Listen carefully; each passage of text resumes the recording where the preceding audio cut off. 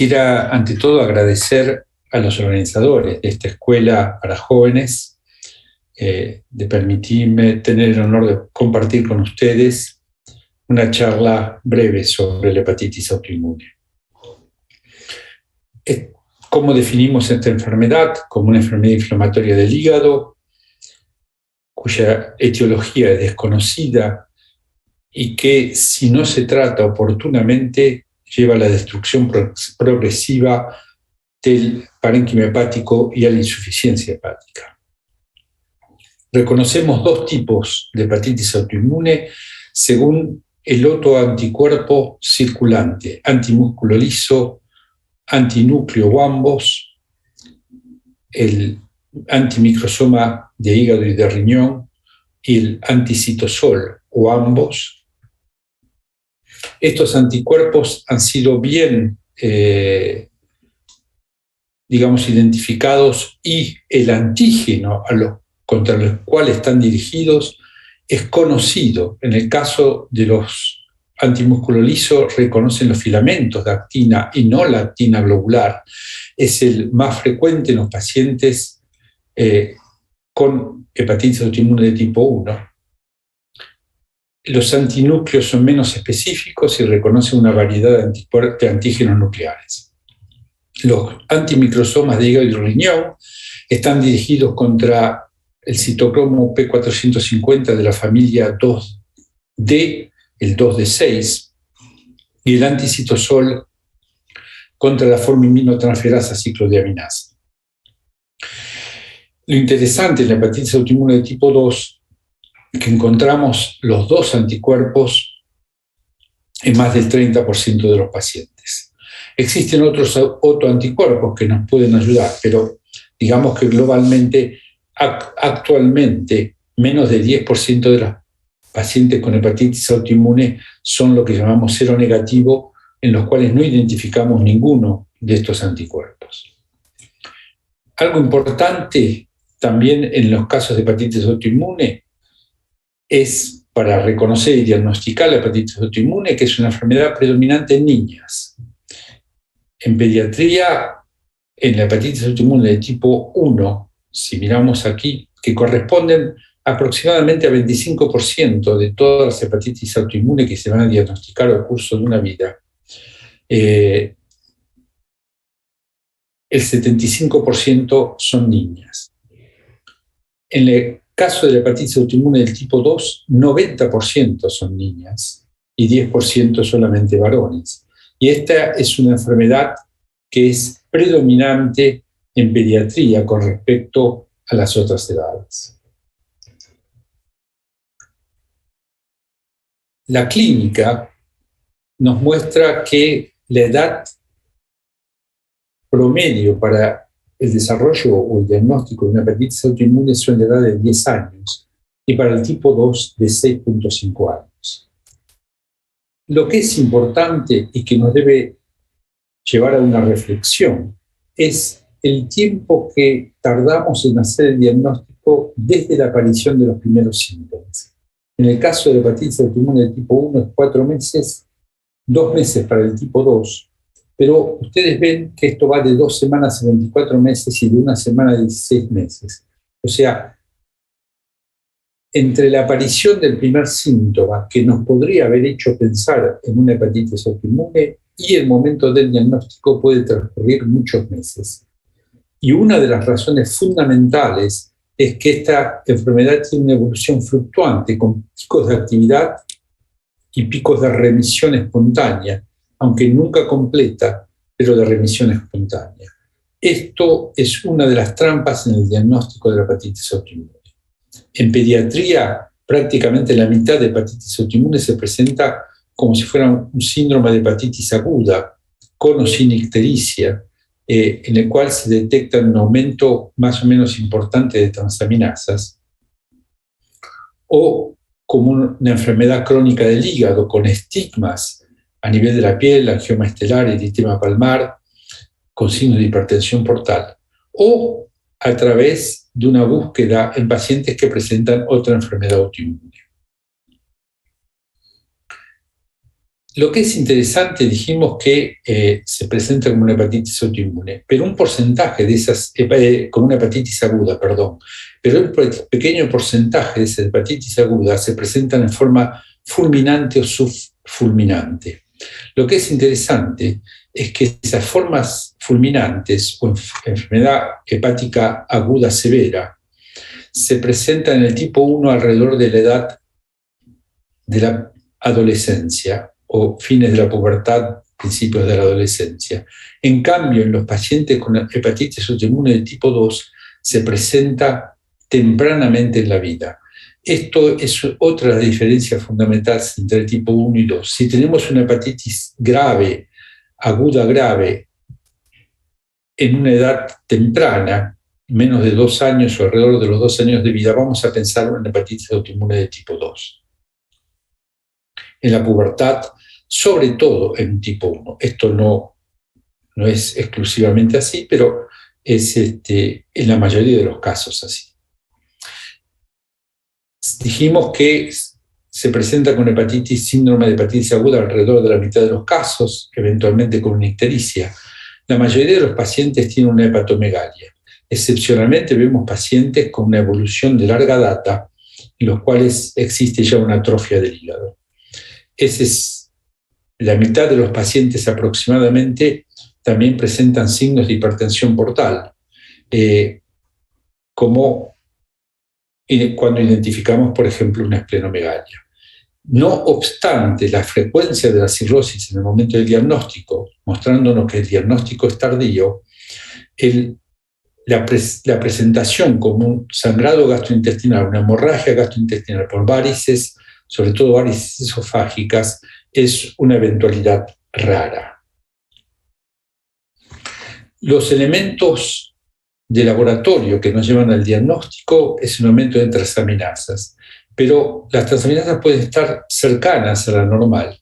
Y dijimos que esto muestra que es una enfermedad fluctuante con periodos de actividad y periodos de remisión espontánea, aunque no completa. Más del 90% de los pacientes presentan un grado variable de hipergamma-globulinemia, que en realidad es en todos los casos una hiperinmunoglobulina G circulante. Y los pacientes se presentan con signos variables de función hepática, mostrando que en más o menos la mitad de los pacientes hay una disminución de la albúmina, un aumento del tiempo de una disminución del tiempo de protrombina, o sea, un aumento del índice normalizado de medida de la coagulación, que muestra que esos pacientes tienen una insuficiencia hepática. Otros signos que pueden aparecer son una disminución del factor 4 del complemento y una deficiencia de IgA asociada, como se observa en muchas enfermedades autoinmunes. ¿Cuáles son los objetivos cuando nos proponemos el diagnóstico una vez que conocemos cómo se presentan, cuáles son las características clínicas y bioquímicas? Es disminuir ese periodo entre los primeros síntomas o signos de la enfermedad y el momento en que llegamos al diagnóstico para poder comenzar rápidamente el tratamiento. En realidad, en cualquier caso, en enfermedades agudas o crónicas del hígado, en todos esos casos agudos o crónicos, debemos incluir la posibilidad de una hepatitis autoinmune en nuestros diagnósticos diferenciales. O sea, la hepatitis autoinmune tiene que estar siempre en nuestras mentes cuando estamos examinando o somos consultados por un paciente con cualquier tipo de presentación de la enfermedad hepática. Otro elemento que nos ayuda es la frecuente presencia de otra enfermedad autoinmune en el paciente o en los miembros de la familia cercana. Estas enfermedades autoinmunes son un poquito diferentes cuando se trata de enfermedades de hepatitis autoinmune de tipo 1, en la que encontramos sobre todo enfermedades inflamatorias del tubo digestivo, que puede ser una colitis ulcerativa o una colitis de Crohn, de la enfermedad de Crohn, Y a veces esa hepatitis autoinmune puede estar asociada a una colangitis esclerosante, lo que llamamos actualmente colangitis esclerosante autoinmune, y que debe ser tratada con inmunosupresores. En el cambio, en el tipo 2 existen, en la mayoría de los casos, las enfermedades autoinmunes clásicas. Existen, como en el síndrome linfoproliferativo o enteropatía autoinmune, enfermedades inmunitarias por déficits genéticos que se asocian sobre todo con la enfermedad de tipo 2, con la hepatitis autoinmune de tipo 2. La histología también nos puede ayudar en el diagnóstico, aunque no hay ningún signo patognomónico de la enfermedad. La presencia de una hepatitis de interfase e infiltrado inflamatorio, o sea, hepatitis infiltrado inflamatorio que desborda el límite del espacio porte y penetra en el lóbulo hepático, la hepatitis de interfase, y que es fundamentalmente linfoplasmocitaria. La presencia de células gigantes es frecuente, y en cambio lo que se llama células en rosetas, la emperipolesis, de la cual se habló mucho en los últimos tiempos, no es para nada específica de la hepatitis autoinmune. Se puede encontrar en muchas otras enfermedades agudas o crónicas que atacan el hígado, sobre todo, por ejemplo, las hepatitis virales severas. Y digamos que entre 30 y 40% de los pacientes se presentan con una cirrosis, y puede esto llegar, como vimos con la frecuencia de esplenomegalia, hasta el 50% de los casos. Una forma particular de presentación de la hepatitis autoinmune, de la cual tenemos que estar alertas, sobre todo cuando hacemos una biopsia, encontramos sobre todo una necrosis inflamatoria centrolobular, con poca inflamación portal. Esto es otra forma de presentación de la hepatitis autoinmune. Y si el paciente tiene un aumento de IgG y autoanticuerpos circulantes, debemos pensar en la hepatitis autoinmune y tratarla como tal. Si repetimos la biopsia algunos meses después o algunas semanas después, porque no estamos convencidos del diagnóstico, en esos casos se observó que aparece una verdadera inflamación portal con hepatitis de interfase, y estos pacientes responden muy bien a la terapia.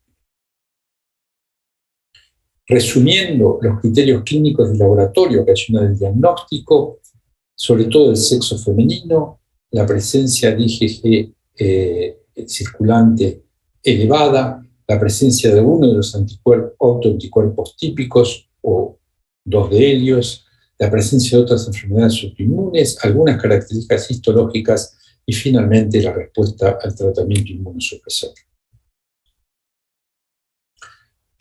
¿Cómo tratamos esta enfermedad? Debemos elegir el tratamiento que tenga más alto porcentaje de respuesta, como en cualquier otra enfermedad, pero además que tenga los menos efectos secundarios posibles.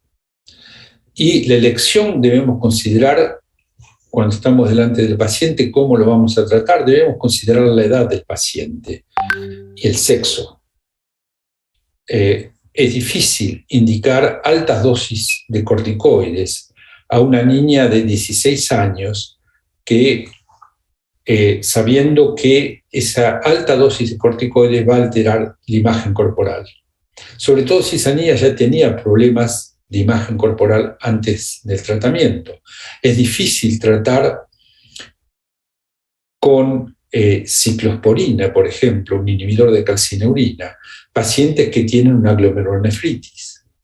Es difícil utilizar alta dosis de corticoide o prescribir alta dosis de corticoide en un paciente que ya tiene una diabetes asociada, porque sabemos que nos va a perturbar el control de esta enfermedad. Por otra parte, para mejorar el pronóstico a largo plazo, debemos iniciar el tratamiento lo más rápidamente posible. Esto quiere decir que debemos estar alertas y hacer el diagnóstico lo más rápido posible. Y este tratamiento sabemos en pediatría que tiene que ser prolongado, o sea que va a durar varios años y posiblemente en la mayoría de los casos hasta la edad adulta.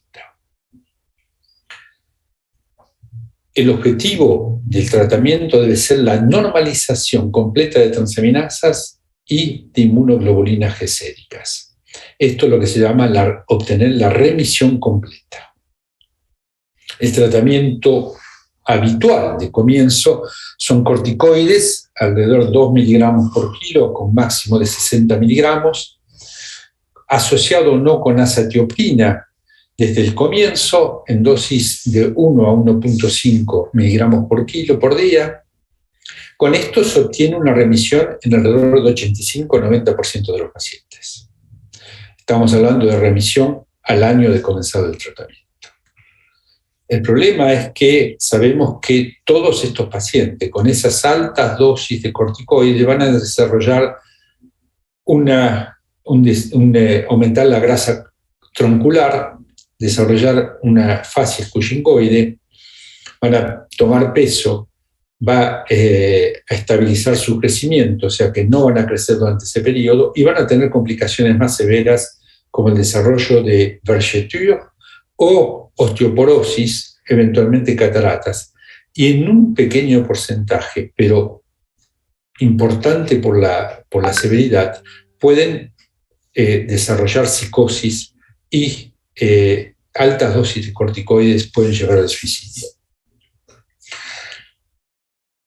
Pensando en esta posibilidad, hace varios años dijimos por qué no logramos o no inducimos la remisión completa utilizando inhibidores de calcio en urina y luego continuamos el tratamiento con dosis muy inferiores de prednisona que podemos pasar a un día cada 2 y eventualmente cesar el tratamiento con prednisona al año y continuar solamente con azatioprina.